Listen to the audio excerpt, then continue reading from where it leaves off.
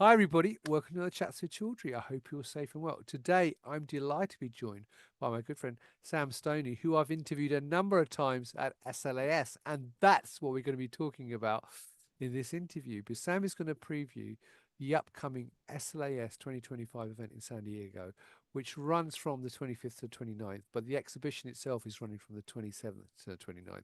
And Festo USA and Canada have got a large presence, as always, at SLAS, so we're going to preview. And who better to ask than Sam, who is the US LifeTech Industry Segment Manager for Festo US. So first of all, Sam, it's lovely to see you again, my friend. Not in person, but over the screen. But how are you, my friend? I'm doing great. It's We've definitely hit the ground running this year, but I can't wait to be in sunny Southern California in a few weeks. Well, I look forward to seeing you in person. But look, let's talk about that. Before we do that, though, for people not familiar with Festo itself as a business, would you mind giving viewers a very quick overview of who Festo are and what you actually do? Sure. So Festo is a privately held, family-owned, $4 billion industrial automation company, and we have established reputation in areas that have been doing automation for many years: semiconductor, food science, automotive, etc. I helped start the life science group within Festo about 20 years ago, and the goal was to leverage our experience over dozens and dozens of years into the rather newer area of lab automation. What we do in this arena is we supply components and subsystems for OEMs and larger companies that have their own in-house automation groups to improve performance and liquid handling or motion control is a specialty of ours. Brilliant. And given your experience both in the industry and at Festo, how has the market changed in those years within automation within the life science industry? Because I'm sure it's gone through a dramatic change over the last few years. It's it's a complicated question to ask because I think that the biggest way it has changed since the 1990s, when it was really in its infancy, and now is it's diversified massively. Um, on the one hand, you have places like drug discovery that dispense volumes are getting in the nanoliter range for all sorts of different reasons. On the other side, you've got liquid oncology and other areas where, and I'm using pipetting simply as an example, where people are having to deal with milliliter, 20, 30 milliliter volumes. So you can always look at the lab automation market and say, wow, it's getting smaller or it's getting bigger, or there are more fully integrated systems, or there's a bazillion people like Opentrons that are automating basic labs. But it's really going everywhere in every direction. Oh, that's really interesting. Well, look, every year at SLAS, I know you always have one a big presence, but you have loads of exciting things for people to see at the show. You work with so many other vendors in terms of their instruments that they're putting out there at the show. So this year, without giving away too many secrets, I know, but you've got some top secret stuff that you can only reveal at the show. But what can people expect to see this year at SLAS if they come to the Festo booth? So we have a few new products or extensions to families.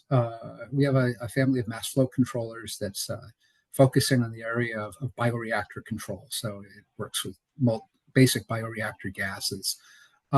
We have an expansion of our decappers and a few more quite interesting products and applications and displays where you can see them in use. But for me, the most interesting thing is we have a booth that comes from Festo Research. As an aside, Festo puts 7% of our sales into research every year. So we have a very big research company or a group that plays in all sorts of areas. What we're having there this year is called SupraMotion. Right. It's a form of magnetic levitation that can be used for moving components into and out of sterile environments vertically and horizontally. It can be used for contactless weighing. It's just a technology, it's just an idea, but we're really looking forward to seeing the kind of conversations it sparks in our booth. That's brilliant. Now, apart from the stand itself, though, what are you looking forward to at the show? Because obviously, I'm sure you've been to many SLASs and you hear a lot of content going on. So, what's really exciting you about this year's program at SLAS? Yeah. Well, I will be spending a lot of time hanging out by that research booth because I am looking super forward to those conversations. The hardest part there is that SLAS, more than any other trade show I go to, always surprises me with something new. Last year in particular, there were a lot of interesting on the deck pieces of automation, like readers and the such. Um, there was a lot of new high volume pipetting. I don't know what that's going to be this year, but I know there's going to be something good. I always look forward to the hospitality event that Hamilton puts on. Yeah, This sure. year it's going to be on the Midway, and they do a great job, and they do such a good job of just supporting the community. Fantastic. Now, um, if people can't make it to the show this year, though, um, where else can they meet the team? Well, me being outside of Boston and working in our technical excellence center here in Boston, I'd invite anybody to come out and visit here. We have a lot of interesting things to show, but also we try to make a strong presence in more local and regional events. The lab robotics interest group is a really good source, as is ISPE, the International Society for Pharmaceutical Engineers, and they do regional shows all over the US. And we try to be as many of those as possible. You can have more local, intimate conversations with the community in those shows. Fantastic. And will you be part of Interfex as well this year? We're actually taking a break from Interfex Are this you year. right? Okay, that's interesting. It's We're really trying to look at, well, let's just say we want to come up with a very compelling display next year, and it's going to take us a year to prepare for that. All right. Well, I'm really looking forward to Interfex in 2026. Let me say, well, I'll make a yeah. note of that as well. Brilliant. Now, we touched on obviously the booth, but are Festo doing anything else at the show next in 2 weeks' time to engage visitors and delegates to the show? Our focus this year is on the show and the show itself. We're going to have a lot going on in the booth, and it's been a lot of work getting what we're going to have there. Uh, Right. Well, I really look forward to it because I know the last 2 years yeah. the booths have been really outstanding when I've come to your booths to have a look at it. Finally, if people want to get more information about Festo, where can they get more information? So a good starting point is just festo.com, the website. And from there, you can link to any country or see all of our different industry focuses. You can get to the Festo catalog from there.